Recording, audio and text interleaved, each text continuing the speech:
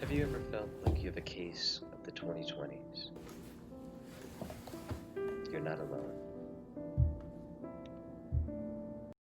At the beginning of this year, we all talked about having 2020 vision, going forth into a brave and exciting new future. 2020 was supposed to be one of the best years yet. However, unfortunately, due to some circumstances outside of our control, 2020 was not the best year for most of us. Well, I say it's time to reclaim 2020 as a great year. Here are 5 things that you can do today and every day in order to make 2020 a better and great year. First thing you should do, exercise more. If you're already home because you're in quarantine or you can't get into work, you might as well exercise a little bit more. Exercising has led to reduced cases of anxiety, depression, and an increase in cognitive function, which could be good for your work. The World Health Organization recommends that you get 150 minutes per week of moderate exercise. Examples of moderate exercise: swimming, biking, maybe a slow jog, or even a fast walk. However, there are some studies that say that even less than 150 minutes of exercise per week can lead to increased psychological well-being. Since the gyms haven't been open, I've been having to get creative with some of the workouts that I've been doing. So lately I've been doing perhaps a morning jog, followed by in the afternoon, I'll do a little bit of a home workout.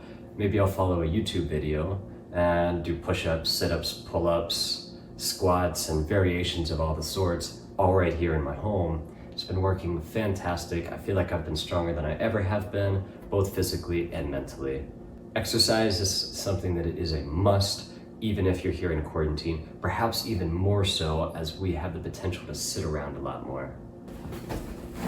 The second must-do thing is cook at home and eat healthier.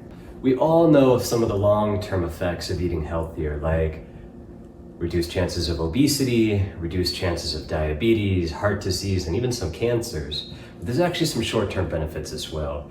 Eating healthy in the short term can be a psychological boost. In fact, it's shown that eating a Mediterranean diet versus a typical American Western diet shows up to a 35% decrease in depression rates. Foods in the Mediterranean diets include lots of fruits and vegetables, whole grains, limited red meat, and of course, some sweet red wine. There was a Harvard study stating that if you eat a Mediterranean diet versus a typical American Western diet, you have a 35% less chance of developing depression.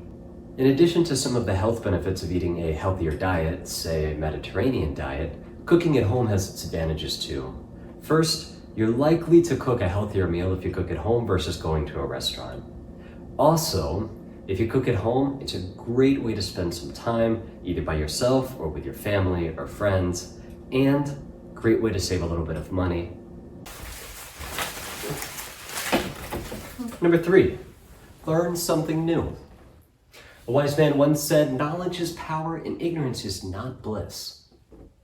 If you're willing to learn something new today, the link's down in the description. Check it out.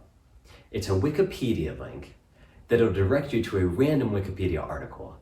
I have learned some insane and abstract things off of just searching random Wikipedia articles. In addition to Wikipedia, there's this great resource that not that many people know about. It's called Google Scholar.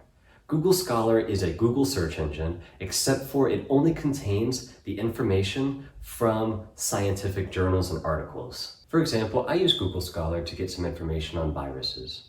Since we have a virus going around right now, I figured that I would take it as an opportunity to learn something new. So I learned about viruses. And I know you didn't ask for it, but I've got a fun fact for you. Viruses are so small, they're about 100 nanometers in length. It's so small that it's actually about the length that your fingernail grows in 1 minute.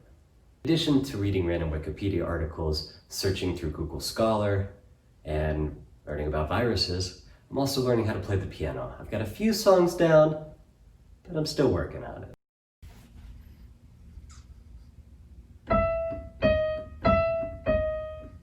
Ah, shoot.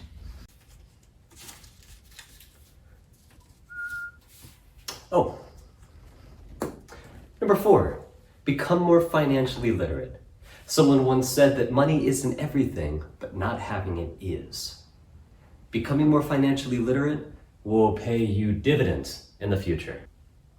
Understanding money, how to earn it, how to spend it, how to save it, is so important for your future, as money gives you the options and the freedom to do the things that you want to do with your life. If there's one thing that I recommend for you, is make 2020 the year of becoming more financially literate. How to earn money, how to save money, how to spend money. In fact, I've got one exercise for you that can help with all of this. At the end of this month, I want you to write down on a piece of paper what your income was. Doesn't matter what it was, just write it down.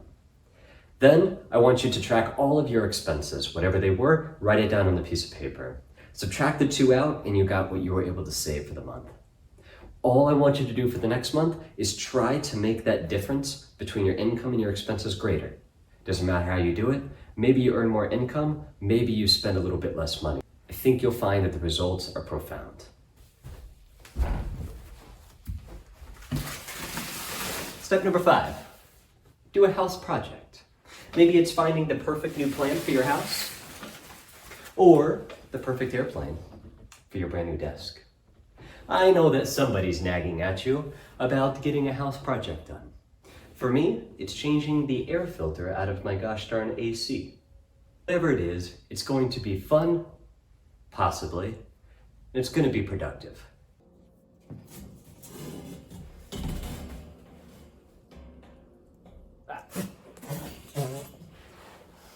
Those are the 5 things that you can do to make 2020 a better and more productive year.